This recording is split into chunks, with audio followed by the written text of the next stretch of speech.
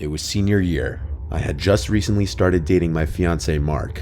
We were approaching the end of the school year, and so prom was coming up. I didn't really know if I wanted to go because I had just finally changed all of my contact info, and my family moved to a new house because of my old stalker ex Daryl, who's 4 years older than me.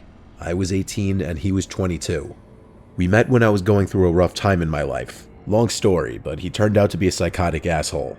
He got kicked out of the army and started doing hard drugs like heroin. I distanced myself from him as much as I could, but he was relentless.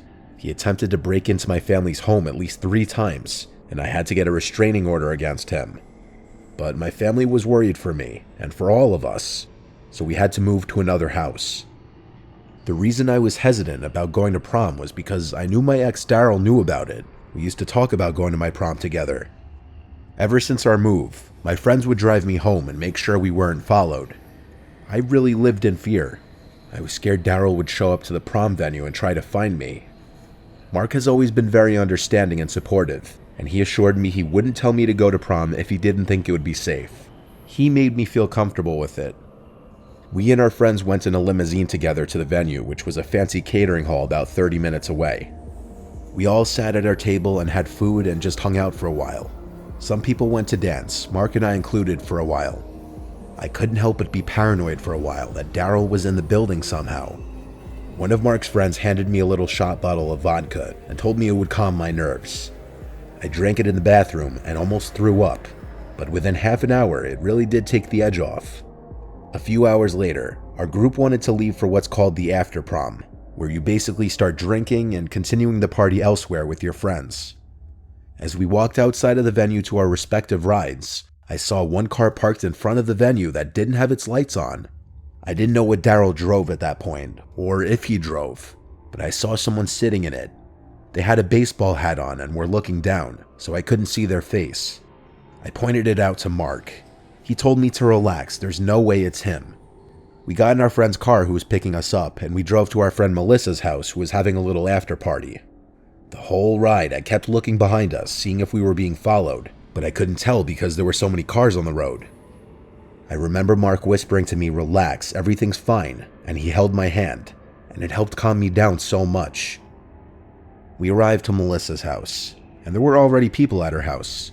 At the peak of the night, I'd say there were 20 people there, and everyone was drinking.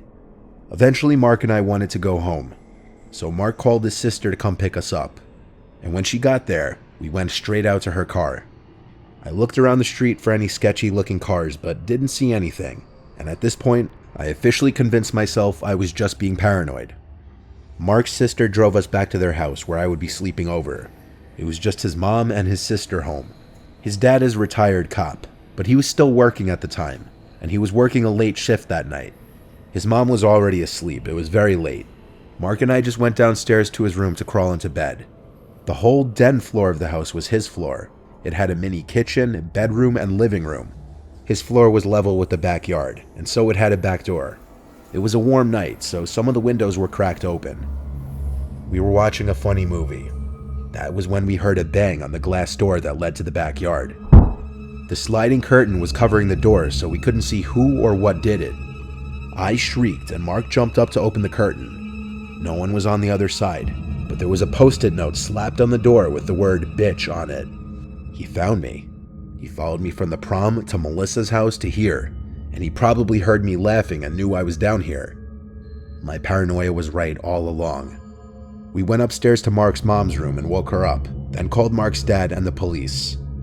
Waiting for Mark's dad and the rest of the police to arrive felt like an actual eternity. When the doorbell finally rang, followed by loud knocks, Mark and his mom went to go answer the door. It was the police. I had to explain the whole story with my ex, and the restraining order, and now being followed by him here. They asked if there were any cameras on the property, to which Mark's mom said no. Then they asked me if I had any texts from him, or if perhaps I knew where he lived. I told them I didn't have his number anymore, and I had no idea where he lived anymore either. Mark's dad finally arrived on the scene. I took the post-it note from the door home with me to try and compare it to other handwriting from Daryl, and it definitely matched. Mark's dad gave me a ride to my house in his police car so that we could be sure I wouldn't be followed. During the ride home, I called our home phone and my dad picked up. I cried to him into the phone hysterically. After arriving home, my parents were waiting in the front for me. Mark's dad assured my parents we weren't followed. During this period, Mark and I couldn't go to each other's houses.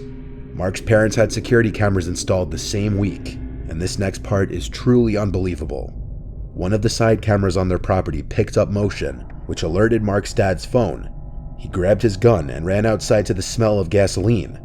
He followed the smell until he heard the sound of liquid being poured out of a can, and there he saw Daryl pouring out gasoline on the sides of their house. With his gun drawn, Mark's dad yelled at him to drop the can and put his hands up, and that was the moment Daryl was no longer going to be a threat to my or my loved ones' lives. I call it the sweetest justice that my future fiance's cop dad was the one to arrest my psychotic ex-boyfriend who ruined so many years of my life and had me living in worry. He was sentenced to over 30 years for his crimes, the worst of which, of course, was attempted arson on a police officer's house.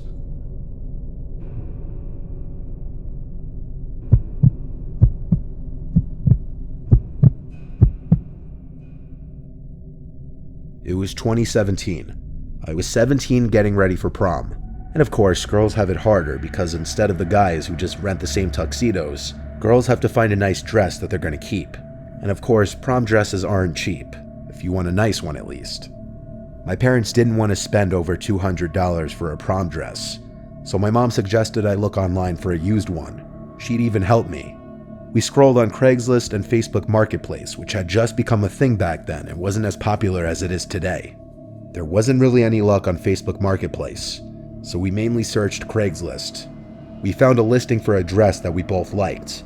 It was a navy blue evening gown, $50. It said it was worn once for prom. The seller lived pretty close too, so I contacted the number listed on the listing, and in under 10 minutes I got a text back. After expressing my interest and asking a couple sizing questions, the person offered to come to our house to drop it off to us, but my mom said no to having someone from Craigslist come to our house, so I said we'd come to them that day. I asked for their name and they said Alex. Honestly, I assumed that Alex was short for Alexandra. My mom offered to come with me. I felt more comfortable if she'd drive me. When we got to the address, it was a townhouse in a congested area of town. The townhouse was on a dead end. My mom asked if I wanted her to come in with me, and honestly, I don't know why, but I thought it would be embarrassing to go in with my mom. I asked her to just wait in the car unless I text her. I texted Alex, and then I went to ring the doorbell. I noticed all the blinds on the windows were closed, which was strange. It was the middle of the day. The door opened, and instead of some young girl around my age opening the door, it was an actual grown man, like 50 years old. He smiled and asked if I was here for the dress. I said, "Yeah, are you Alex?" And he said, "Yeah." He said I looked just like his daughter, and then said, "Come inside." I looked back at my mom's car and then went inside the house. He said I should be a perfect fit for the dress. He said he'd go get it, then disappeared into another room. The living room was dark and kind of messy. I took out my phone and texted my mom to come to the front door. Then the man called out from a room for me to come inside and try the dress on in front of a mirror. I asked him if he could bring the dress out to the living room. He said there's no mirror in the living room, and I replied that I'd just like to see the dress first. He left the room and entered the living room empty-handed, and said the dress is on the bed in the bedroom if I want to go look at it. I once again asked him to please just bring it out here. Then a knock at the front door. Alex said, "Who is that?" And I opened the door to my mom stepping inside. She smiled and said hello to the man, and he took a couple seconds to say hello back, but without a smile. Now I walked to the doorway of the bedroom, and as I did, he made a noise as if to say, "Don't go in there." I looked into the dark bedroom, and there was no dress on the bed. My mom was in the middle of asking a question when I interrupted and said, "There's no dress." There was a painfully uncomfortable and tense silence, and then the man said, "I'd like you to leave now." My mom and I, without hesitation, left to the car. By the time we were in the car, the front door was already closed, and I saw the man peering through the kinked blinds. We were both in shock. If my mom hadn't come in, I don't know what would have happened. I reported the Craigslist ad. We didn't call the police though, because there was really no proof of anything, and technically nothing happened. But there was no blue dress in that room. He was just trying to get me into that room, and when my mom came in, he couldn't exactly do that anymore. Thank God I listened to my mom and didn't give him our address. I ended up getting a used dress shipped to me. That prom night, I told everyone this story, and it's still kind of haunting even today.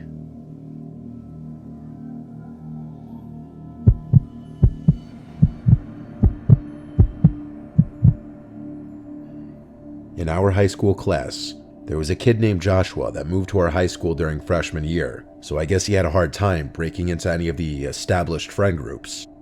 He had a few friends here and there from what I know, but he wasn't part of any particular groups. But then something really awkward happened one day during lunch. I had already asked my date Natalie to prom, and she said yes. At lunch, we had a table of mixed guys and girls, and Natalie was at the table. Here came Joshua from whatever table he was sitting at, and like an awkward scene out of a movie, he tapped Natalie on the shoulder and asked her to prom. The whole table went silent except for one kid who cheered sarcastically. Then Natalie laughed in clear discomfort and said she's already going with me. I felt the secondhand embarrassment. Joshua looked at me, and I didn't know what to think of the stare he gave me, but I could tell he was humiliated. He left without saying a word, and everyone laughed loudly. It was a horribly uncomfortable scenario all around. While I felt bad, I couldn't help but slightly laugh too. I mean, I have no idea what he thought was going to happen, especially with such a large audience of dudes at the table too. We watched as Joshua actually left the cafeteria, and the teacher on lunch duty actually chased after him because you weren't allowed to leave without a pass. But Joshua never came back into the lunchroom. I still wonder where he went from there. On prom night, we had our group of 10 in the back of the limo. The same 10 of us sat at the table together when at the dance. Everything was going as prom should. But then, eventually that night, one of my friends told me, "Don't look now, but Joshua's at that table eyeballing you." I waited like 10 seconds before looking over, and I saw Joshua shooting a dagger at, I guess, Natalie and I. I decided I'd go talk to him, but as I walked over to him, he got up and hurried away out of the dance hall. That was super weird, but I wasn't going to chase after him. I went over to the table he was sitting at and asked a couple of the kids if they came with Joshua, and they said no, he kind of just sat there randomly and wasn't saying anything.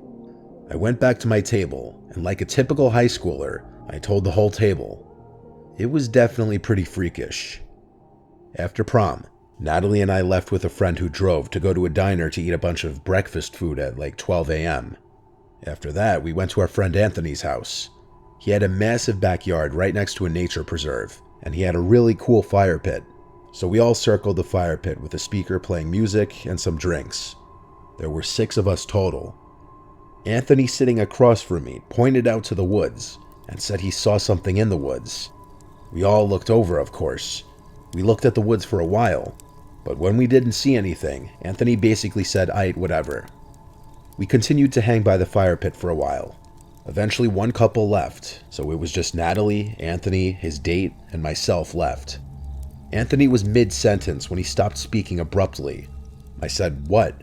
and I turned around and saw someone walking towards the light of the fire from the woods. It was someone in a tuxedo. He said to us, "Don't get up." As he got closer, we realized it was Joshua. He was holding a hatchet or small axe. He looked like he had been crying, but he also looked angry. Anthony and I told him to please put the axe down and just talk.